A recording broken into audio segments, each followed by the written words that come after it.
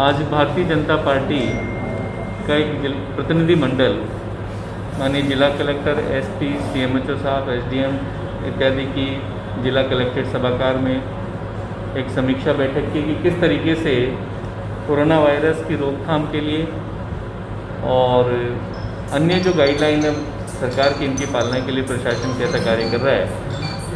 इस पर एक लंबी बैठक चली। समय तो हालांकि 1 घंटे का था, लेकिन 2 घंटे वो बैठक खींची हमारी। 12:30 तक थी, 11:30 से, और वो लगभग 1:30 बजे से भी ज़्यादा तक खींच गई है। बैठक में महत्वपूर्ण विषय था कि कोरोना वायरस की वर्तमान स्थिति क्या है, और आज कोरोना के 9 मरीज धौलपुर ज़िले में पॉजिटिव हैं। पिछले दिनों में जो सैंपलिंग की जा रही है वो भी तेज़ी से की जा रही है, और कोरोना के मरीज नहीं बढ़े इसके लिए लॉकडाउन की पालना किस तरीके से सुनिश्चित की जाए। जो अन्य ज़िलों की सीमाएं जो धौलपुर ज़िले के साथ में जुड़ी हुई है, वहाँ लॉकडाउन प्रभावी रूप से कैसे लागू हो। आंतरिक जो लॉकडाउन है, कुछ क्षेत्रों में जो कर्फ्यू लगाया गया है, उसकी किस तरीके से प्रभावी उसकी मॉनिटरिंग हो, ताकि कोरोना का जो संक्रमण है वो आम जन में नहीं फैले। इसके साथ में ही जो इस कर्फ्यू की वजह से, लॉकडाउन की वजह से आम जन को जो खाने पीने की जो सामग्री, विशेष तौर से गरीब तबके को राशन वितरण जो सरकार के माध्यम से जो वितरण हो रहा है वो, साथ में ही जो समाज सेवी लोग हैं, स्वयंसेवी संस्थाएं हैं, उनके माध्यम से जो है वो राशन किस प्रकार से प्रॉपर उनको मिले कि ज़िले के अंदर कोई भी व्यक्ति भूखा नहीं रहे। साथ में ही पशु पक्षियों को चारे की व्यवस्था, उनके उपचार की व्यवस्था वो कैसे सुनिश्चित हो। इसके साथ में आने वाले समय में, चूँकि गर्मी का समय शुरू होने वाला है, तो डांग क्षेत्र में और अन्य क्षेत्रों में जहाँ पीने के पानी की दिक्कत हो सकती है वो कैसे हो। कर्फ्यूग्रस्त क्षेत्रों में दूध, फल, सब्जियाँ और जो चक्कियाँ नहीं खुल रही थी वो कैसे खुलें, ताकि लोगों को गेहूँ पिसाने में भी सुविधा हो।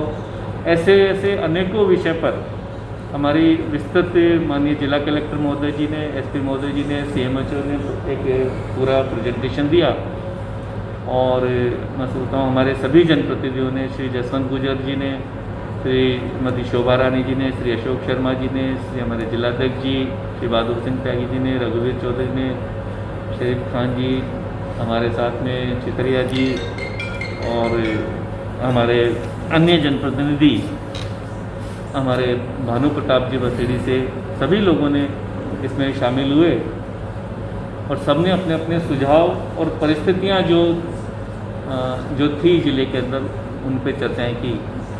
और मैं सोचता हूं कि भारतीय जनता पार्टी इसमें इस विषय पे कोई राजनीतिकरण नहीं करके सिर्फ एक ही काम है कि माननीय प्रधानमंत्री जी के नेतृत्व में और राजस्थान की पूर्व मुख्यमंत्री श्रीमती वसुंधरा राजे जी के नेतृत्व में, हमारे यहाँ के राजा साहब और धौलपुर झालावाड़ के सांसद श्री दुष्यंत सिंह जी के मार्गदर्शन में किस तरीके से टीम भाजपा, टीम धौलपुर जन सेवा के कार्य करें और धौलपुर की जनता को एक सकारात्मक सहयोग से आगे बढ़ाएं।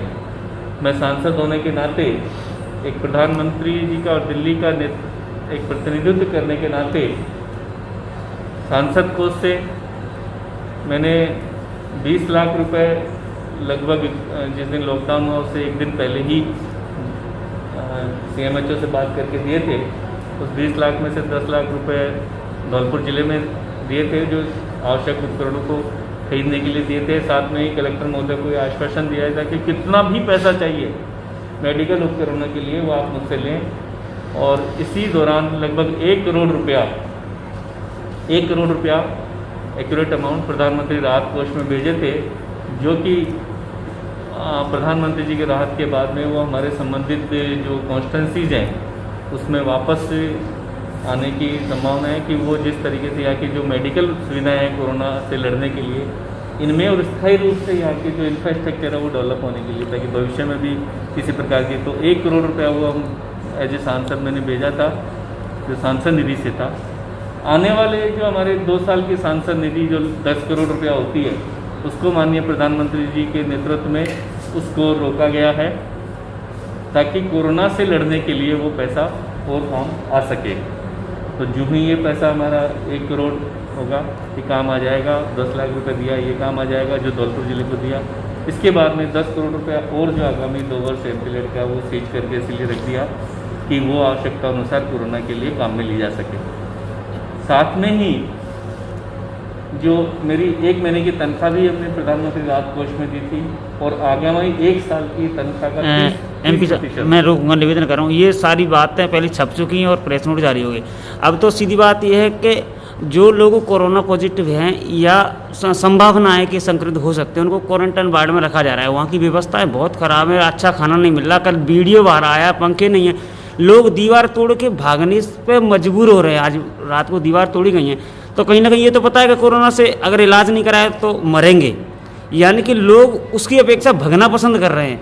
तो इस बात से अंदाज़ा लगाया जा सकता है आगे अंदर की व्यवस्थाएं कितनी खराब हैं। इस पर आप क्या कहोगे? निश्चित रूप से। और आज हमको क्योंकि वहाँ संख्या सीमित थी, राजस्थान सरकार के निर्देश थे कि अगर जिलाधिकारियों की बैठक ली जाती है उसकी संख्या सीमित की जाए, और चूँकि वो मीडिया को वहाँ जिला प्रशासन के द्वारा नहीं बुलाकर पीआरओ के माध्यम से भेजने का निर्णय किया। नहीं, आप देखते कि किस तरीके से हम सब जनप्रतिनिधियों ने इस विषय को उठाया था कि जो भी वर्तमान में क्वारंटाइन किए गए इनकी खाने की, पीने की, मेडिकल इलाज की सुविधाएं सुनिश्चित की जाए और सुरक्षा भी सुनिश्चित की जाए कि कोई व्यक्ति वहाँ से भागकर किसी दूसरे को संक्रमित नहीं करते। इसको बहुत प्रभावशाली तरीके से हमने मांग की है और हमको दोनों ने, माननीय कलेक्टर महोदय जी ने, माननीय एसपी महोदय जी ने, हमारी पूरी टीम को विश्वास दिलाया कि सर हम इस चीज़ को और प्रभावशाली तरीके से करेंगे ताकि एक भी गलती ऐसी नहीं हो।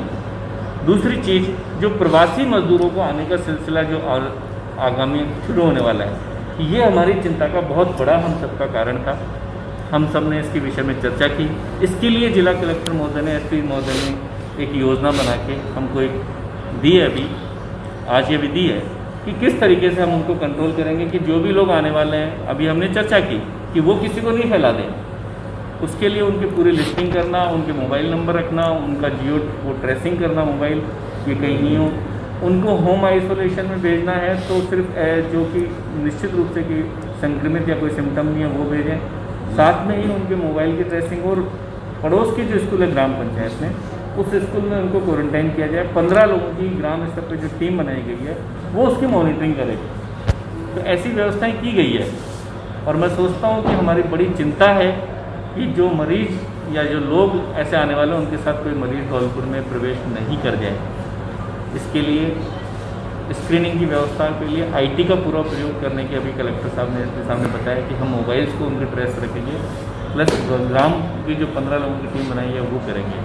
और महत्वपूर्ण विषय, बिजली की व्यवस्थाएं बराबर हो गांव में, पानी की व्यवस्थाएं बराबर हो, पशु पक्षियों को चारा मिले, उनको आश्रय मिले। हमारे जिलाध्यक्ष ने वो बीमारी खुरकपा बीमारी जो पशुओं में पाई जाती है उसके टीकाकरण की बात की। तो सभी महत्वपूर्ण विषय पर लगभग हमने चर्चा की है और प्रशासन ने हमें विश्वास दिलाया कि आप सबकी चीज़ों का हम गंभीरतापूर्वक पालन करेंगे। और मैंने विश्वास दिलाया कि भारत सरकार किसी प्रकार के सहयोग की आवश्यकता हो तो निश्चित रूप से भारत सरकार उनके लिए तैयार है। 2 दिन पहले गई है क्या वहाँ देखने खाने की? नहीं, अंदर तो हम वहाँ तो कैसे जा सकते हैं, उन्होंने वीडियो भेजते हैं अंदर वीडियो। मैं कह रहा था 2 दिन पहले आपकी ही पार्टी के एक पूर्व विधायक ने वीडियो भेजा है, उसमें बताया कि साहब आप क्षेत्र की अनदेखी कर रहे हो, जीतने के बाद गए नहीं, आप पे गंभीर आरोप लगाए। चलाया नहीं है।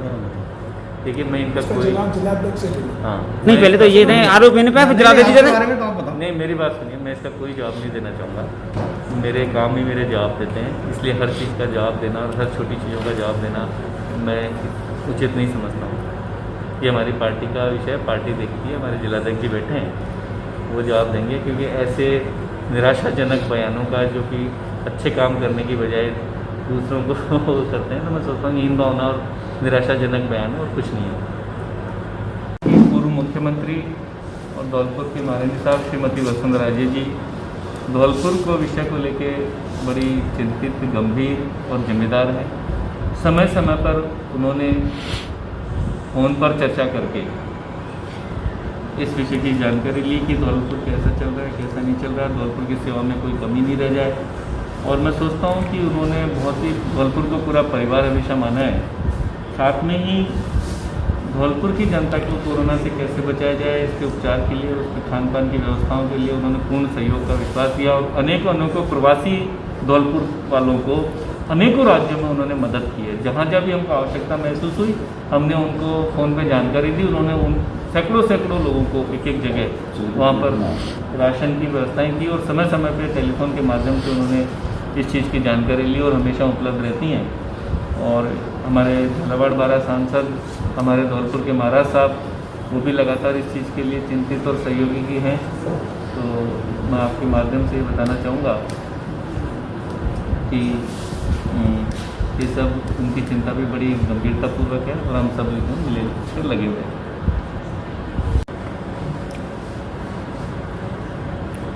मुझे तो लग रहा है ये खाने वालों के नखरे जो है ना उसमें है बहुत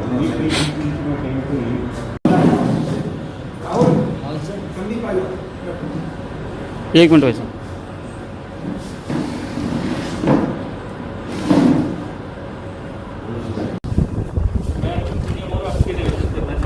एक सेकंड ले लेते